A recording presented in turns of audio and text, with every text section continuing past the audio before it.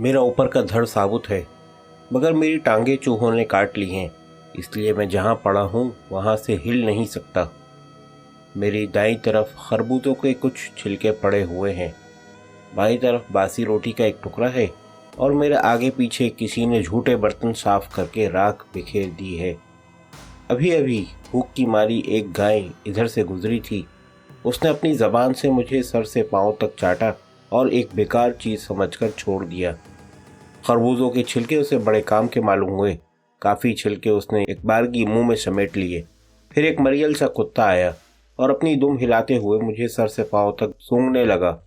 इसे भी मैं बिल्कुल फजूल चीज़ लगा और वो मेरे पास पड़े रोटी के टुकड़े चबाने लगा।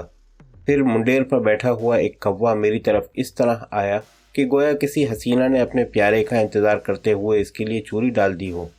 लेकिन मुझे चोंच मारते ही कौवे का मज़ा जाता रहा और वो मुझे छोड़कर मेरे इर्द गिर्द बिखरी हुई राख में से चिटों को ढूंढने लगा। इस तरह जहाँ पड़ा हुआ था वहीं पड़ा हुआ हूँ। मरते वक्त तो लोग खैरात करते हैं या वसीयत करते हैं, मगर मैं क्या करूँ? मेरे पास कुछ है कि खैरात करूँ? और फिर मैंने ज़िंदगी में कोई गुनाह भी नहीं किया कि मरते वक्त जल्दी से कोई सवाब का काम कर लूँ, और न मेरी कोई औलाद है जिसके नाम पर मैं वसीयत करूँ। और वैसे भी मैंने ज़िंदगी में लोगों की मेहनत को चुराकर कोई ख़जाना नहीं भरा कि मरते वक्त किसी भाई भतीजे को इसकी हिफाजत के लिए बिठा जाऊँ। अलबत्ता कई लोग मरने से पहले अपनी सरगुज़िश्त लिखते हैं, वो मैं लिख सकता हूँ। मैं जानता हूँ कि मैं दुनिया का कोई मुअज़्ज़िज़ इंसान नहीं हूँ, बल्कि एक मामूली सा नक्शा हूँ, एक छोटे से मकान का नक्शा। मगर ये मैं आपको बावर करा देता हूँ कि मैं गांधी की तरह आदर्श पसंद हूँ, गोर की तरह हकीकत पसंद और दस्तू की तरह ज़ाहिर पसंद। इसलिए मैं सोचता हूँ कि मुझे मरने से पहले अपनी सरगुज़िश्त लिखनी चाहिए। एक दफ़ा एक हसीन तरीन मर्द ने एक हसीन तरीन औरत को देखा था और इसका दिल अपने हाथ में एक पेंसिल लेकर कुछ लकीरें खींचने लगा था। बस वही लकीरें मेरी लकीरें थीं, एक छोटे से मकान के नक्शे जैसी लकीरें। वो रोज़ रात को ख्वाबों में इन लकीरों को संवारता रहता था कि एक दिन उसे वर्दी पहनकर उस जगह जाना पड़ा जहाँ दिन रात बंदूकों की आवाज़ें आती रहती थीं। लोगों की चीखों से मेरे कान फटते थे। फिर भी मैंने अपने मालिक के जहन में एक कोना ढूंढ लिया था जहाँ मैं चुपचाप पड़ा रहता। एक दिन मेरे मालिक की खूबसूरत छाती में एक गोली आ धंसी और वो तड़पते हुए मुझसे कहने लगा, तुम जल्दी से यहाँ से चले जाओ, इस बारूद के धुएं में तुम्हारा सांस घुट जाएगा। तुम वहाँ चले जाओ जहाँ कोई किसान हाथों से बीज बिखेरता है, ज़िंदगी के सपने उगाता है, और जहाँ कोई मज़दूर सर पर टोकरी उठाए ज़िंदगी के सपने देखता है। मैं अपने मालिक की आखिरी ख्वाहिश पूरी करने की गरज से मैदान जंग से भाग आया और एक छोटे से गांव में एक किसान के पास चला गया। किसान ने मेरे साथ हंसकर दुआ सलाम भी न की। अपने पैरों में टूटी हुई जूती पहनते हुए कहने लगा, सर पर कर्ज चढ़ाकर तो मैंने बीज खरीदा है, मुझसे तो लगान भी देते नहीं बनता। मुझे तुमसे क्या हासिल? मेरी लड़की खजूर जितनी लंबी हो गई है। अगर मैं किसी तरह उसी का बोझ उतार सका तो मेरे लिए बहुत बड़ी बात होगी। तुम भाई किसी और आदमी के पास जाओ। थका हारा मैं एक खूबसूरत शहर में चला गया। मैं एक बड़ी सी मिल के मज़दूर के पास पहुंचा। मज़दूर ने मेरे साथ कलाम भी ना किया और अपने फटे हुए कुर्ते से हाथ पोंछते हुए बोला, हमारी मिल में छाटी होने वाली है और मैं तो ये भी नहीं जानता कि मैं कल दाल चावल कहाँ से लाऊंगा। मैं तुम्हारा क्या करूँगा? मेरा छोटा बच्चा कई दिनों से बीमार पड़ा है। अगर मैं उसके लिए कहीं से दवा भी ला सका तो बड़ी बात होगी। तुम भाई किसी और आदमी के पास जाओ। खेतों में से निकाला हुआ और मिलों से धुतकारा हुआ हवा में सांस लेने के लिए एक नदी के किनारे जा बैठा। इतनी देर में मैं क्या देखता हूँ कि ज़रा हटकर एक दरख्त के साये में एक बुज़ुर्ग आदमी आसमान की तरफ हाथ उठाकर कह रहा था, अल्लाह पाक, शुक्र है तेरा कि मेरा बेटा जवान हो गया, मेरे हाथों का सहारा बन गया, उसकी हक की कमाई को बरकत देना। मुझे महसूस हुआ कि मैं जिस आदमी की तलाश में था मुझे मिल गया। मैं जल्दी से उस बुज़ुर्ग के पास चला गया। वो मुस्कुराया और कहने लगा, बस यही ख्वाहिश है कि एक कमरे में मेरा बेटा और उसकी बीवी बसते हों और मैं छोटे से दालान में बैठा पोते को खिलाऊं।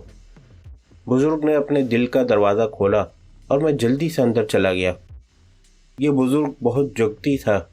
اس کا بیٹا جب مہینے کے بعد تنخواہ لا کر اس کی ہتھیلی پر رکھتا تو وہ آدھی رقم تھیلی میں ڈال دیتا اور آدھے پیسوں سے گھر کا خرچ چلاتا۔ مجھے بھی امید بندھ گئی کہ تھوڑے سے مہینوں میں یا تھوڑے ہی برسوں میں جون سنور جائے گی۔ وہ بزرگ کہیں سے سستی سی زمین کا ایک قطعہ بھی ڈھونڈنے لگا اور بیٹے کے لیے کسی اچھی سی لڑکی کا رشتہ بھی پوچھنے لگا۔ پھر نہ جانے کیا ہوا کہ شہر بھر میں چاقو اور چھریاں چلنے لگیں۔ پولیس کے آدمی جب اس بزرگ کو بچانے آئے تو کہنے لگے، اگر تمہیں اپنی جان عزیز ہے تو یہاں سے ایک قافلہ جا رہا ہے، ہم تمہیں اس قافلے میں چھوڑ آتے ہیں۔ وہ بزرگ ابھی حیران ہو کر سپاہیوں کی طرف دیکھ ہی رہا تھا کہ میں نے جلدی سے کہا، میرا کیا ہوگا؟ آپ شاید جانتے نہیں کہ اس بیچارے بوڑھے نے میرے لیے تھوڑی سی زمین بھی ڈھونڈ رکھی ہے، بس تھوڑے سے مہینوں میں۔ پولیس والے ہنسنے لگے اور کہنے لگے، پگلے، اگر تم اپنی بہتری چاہتے ہو تو کسی ہندو کے دماغ میں جا بیٹھو، یہ بوڑھا تو مسلمان ہے۔ پولیس کی بات میری سمجھ میں نہ آئی اور میں نے اپنی بات کو مزید واضح طور پر سمجھانے کے لیے کہا، بڑا ایماندار ہے، اس کا بیٹا بھی خون پسینہ ایک کر کے کماتا ہے۔ اب پولیس والوں نے میری بات بھی نہ سنی اور اس بزرگ اور اس کے بیٹے کو ہاتھ سے پکڑ کر قافلے میں چھوڑ آئے۔ بزرگ نے مجھے مشورہ دیا، سچ کہتے ہیں یہ پولیس والے، جس جگہ میرا باپ پیدا ہوا، جہاں جوان ہوا، جہاں میں پیدا ہوا، پلا اور جوان ہوا، جہاں میرا بیٹا پیدا ہوا اور پل کر جوان ہوا، اگر وہ زمین ہی مجھ سے چھن گئی تو مجھے تیرا کیا کرنا ہے؟ تو واقعی کسی ہندو کے دماغ میں جا بیٹھ۔ اس بزرگ کی ڈھلتی عمر میں مجھے اس کے دل سے نکل جانا بہت برا لگا اور میں اس کے دل کے ایک کونے میں بیٹھ کر اس قافلے کے ساتھ چل دیا۔ ابھی کچھ زیادہ فاصلہ طے نہ کیا تھا کہ اس قافلے پر حملہ ہوا اور اس بزرگ کا جوان بیٹا مارا گیا۔ بے حال ہوتے ہوئے وہ مجھ سے کہنے لگا، اب میں تیرا کیا کروں گا؟ جو دھرتی میرے بیٹے کے خون کی پیاسی ہو گئی، اس دھرتی پر مجھے کوئی گھر نہیں چاہیے۔ اور اس نے زبردستی میرا ہاتھ پکڑ کر مجھے دور پھینک دیا۔ جس طرف یہ قافلہ جا رہا تھا اس طرف سے ایک قافلہ آ بھی رہا تھا۔ مجھے اداس اور مایوس دیکھ کر اس بزرگ نے میرا ہاتھ پکڑا اور کہنے لگا، جاؤ، میں اللہ کے نام پر تمہیں ان کے حوالے کرتا ہوں۔ وہ دیکھو، سامنے ہندوؤں کا قافلہ آ رہا ہے، تمہاری طرح ہی اجڑا اور اکھڑا ہوا ہے۔ تم کسی اچھے سے ہندو کے دل میں جا کر بس جاؤ۔ جاؤ میرے عزیز۔ میں اس بزرگ کی بات نہ ٹال سکا اور اس قافلے کو چھوڑ کر اس قافلے میں چلا گیا۔ ایک مرد اپنے ارد گرد کے لوگوں کو دلاسا دے رہا تھا، ہماری ہمت نہیں جانی چاہیے، ہماری جان سلامت، ہمارا جہان سلامت۔ کیا ہوا؟ ہمارے سروں پر چھت نہیں، ہمارے ہاتھوں میں محنت بستی ہے۔ میں جھٹ اس مرد کے پاس گیا اور میں نے اس کے ہاتھوں کو چوم لیا جن ہاتھوں سے محنت کی خوشبو آ رہی تھی۔ سورج غروب ہی ہوا تھا کہ سارے قافلے میں بھگدڑ مچ گئی۔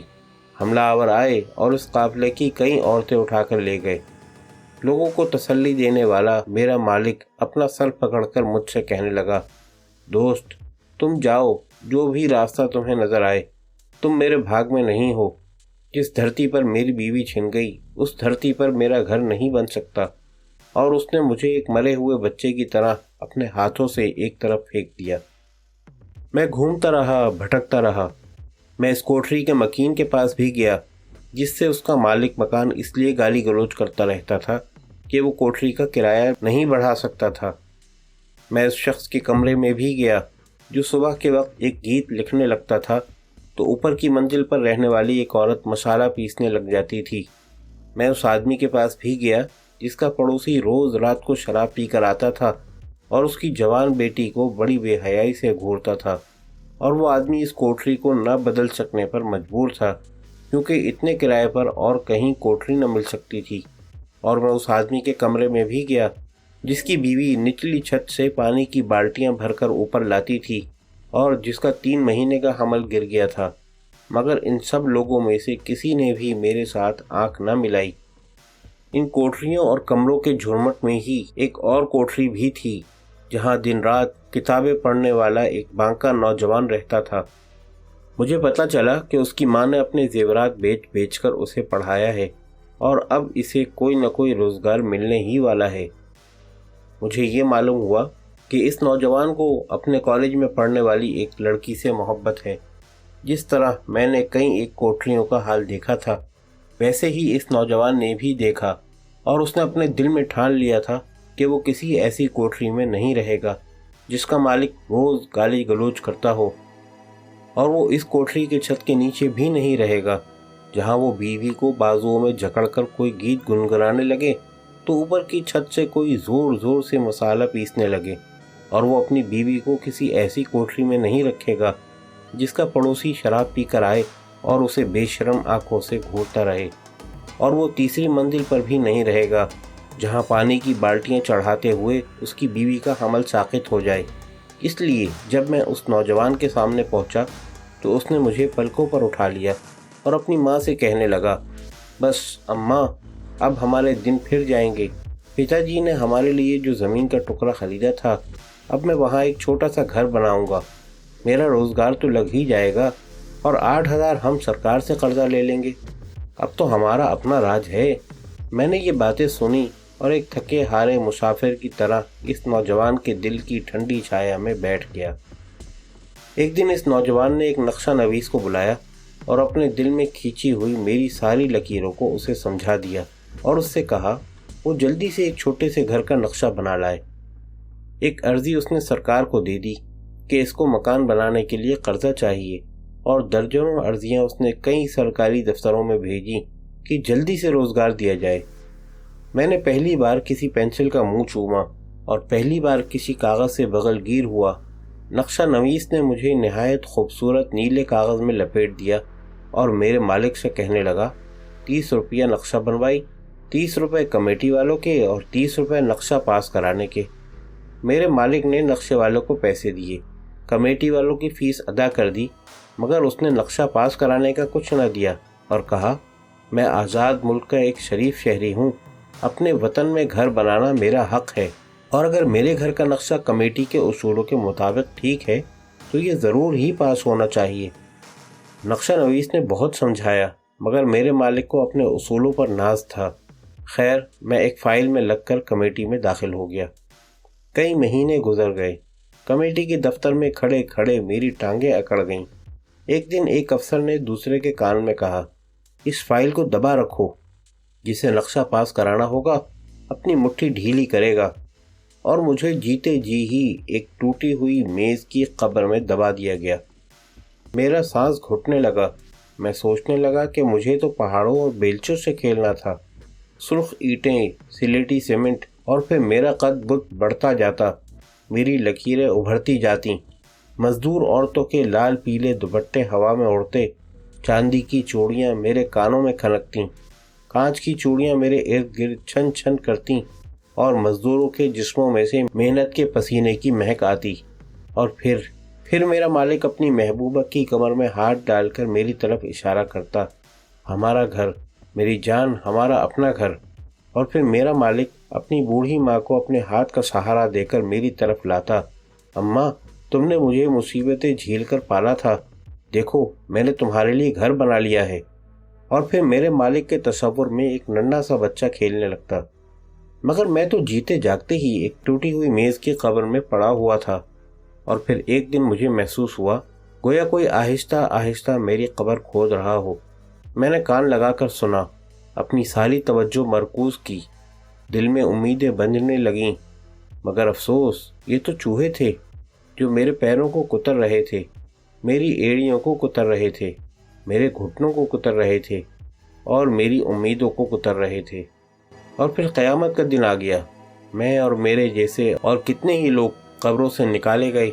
कमेटी का एक अफसर इज़राइल फरिश्ते की तरह हमारे सामने खड़ा हो गया और उसने अपने मुंशी को हुक्म दिया कि ये सब नक्शे उनके मालिकों को वापस कर दो। ये नक्शे पास नहीं हो सकते क्योंकि इन्हें चूहे कुतर गए हैं। मैं रेंगते रेंगते अपने मालिक के पास पहुंचा। नक्शा नवीस ने मेरे मालिक से बड़े तजर्बेकार जैसी संजीदा आवाज़ में कहा, मैंने कहा था ना कि चांदी के पहियों के बगैर ये गाड़ियाँ नहीं चल सकती। आप ख्वाह उसूलों के कितने ही इंजन उनके आगे जोड़ दीजिए। मेरे मालिक की आंखें भर आईं और मैंने मिन्नत से कहा, चलो, अगर मेरे नसीब में इस ज़मीन पर पाँव रखना नहीं लिखा है तो मुझे पहले ही की तरह अपने दिल में बिठा लो, अपने दिमाग में ही रख लो। अब तो तुम वहाँ भी नहीं रह सकते। मेरे मालिक ने एक लंबी सांस ली और कहने लगा, क्योंकि वहाँ भी बहुत से चूहे पैदा हो चुके हैं। तुम्हारा निचला धड़ तो पहले ही कतरा जा चुका है, वहाँ ऊपर का धड़ भी कतरा जाएगा। तुम्हारे दिल और दिमाग में चूहे? हाँ मेरे दोस्त, जिस तरह ये कमेटी वाले ऐसे चूहे पालते हैं जो मकानों के नक्शे कतर जाते हैं, इसी तरह समाज वाले भी ऐसे चूहे पालते हैं जो ख्वाबों के नक्शे कतर डालते हैं। तुम्हारे कर्जे की अर्जी का क्या हुआ? सरकार ने जांच पड़ताल की थी कि मेरे पास पहले से कोई मेरा अपना घर तो नहीं, मेरी माँ के पास कोई अपना घर तो नहीं, मेरे बाप के पास कोई अपना घर तो नहीं। हिंदू खानदान को चूंकि मुश्तरका खानदान समझा जाता है, इसलिए मेरे किसी भाई बंद के पास कोई अपना घर तो नहीं, और फिर मेरे दादा परदादा का विरासत में छोड़ा हुआ कोई घर तो नहीं। और अगरचे मैंने सरकार को यकीन दिलाया था कि जब से हिंदू की नस्ल से इंसान पैदा हुआ है, मेरे ख़ानदान में कभी किसी के पास अपना घर नहीं था, मगर इसके बावजूद उन्होंने न जाने मेरी अर्जी को किस तरह की अफयून खिला दी है कि वो किसी मेज़ की दराज में जा सोई। और तुम्हारे रोज़गार की अर्जी? वो इस तरह की बन गई है जैसे कोई कुंवारी लड़की बर ढूंढते ढूंढते बूढ़ी हो जाए। और तुम्हारी मोहब्बत की अर्जी? उस लड़की का बाप कहता है कि जिसके पास घर नहीं, रोज़गार नहीं, उसे मोहब्बत करने का कोई हक नहीं। और मेरे मालिक ने मुझे बड़ी इज्जत से एक घोड़े पर रख दिया और ख़ुद अपनी ज़मीन का सौदा करने के लिए चल पड़ा, जिसे बेचकर उसे चूल्हे में आग जलती कुछ लकड़ियाँ खरीदनी थीं। मैंने घबराकर अपने जाते हुए मालिक को आवाज़ दी। मेरे मालिक ने 1 मिनट ठिठक कर मेरी तरफ देखा और फिर बड़े इत्मीनान से जवाब दिया, अगर तुम्हें अपनी इतनी ही फिक्र थी तो तुम्हें किसी सेठ व्यापारी के दिल में जा बैठना था, फिर तुम्हारा एक छोटा सा घर तो क्या महल तक भी बन जाता। तुम मुझे गलत समझे हो मेरे मालिक, मैं तो सिर्फ इस आदमी के छोटे से घर का नक्शा हूँ जिसके 10 नाखूनों में कहते हैं बरकत होती है, मैंने कहा। और मेरा मालिक अपने 10 नाखूनों को बार बार देखता हुआ गली में से बाहर चला गया।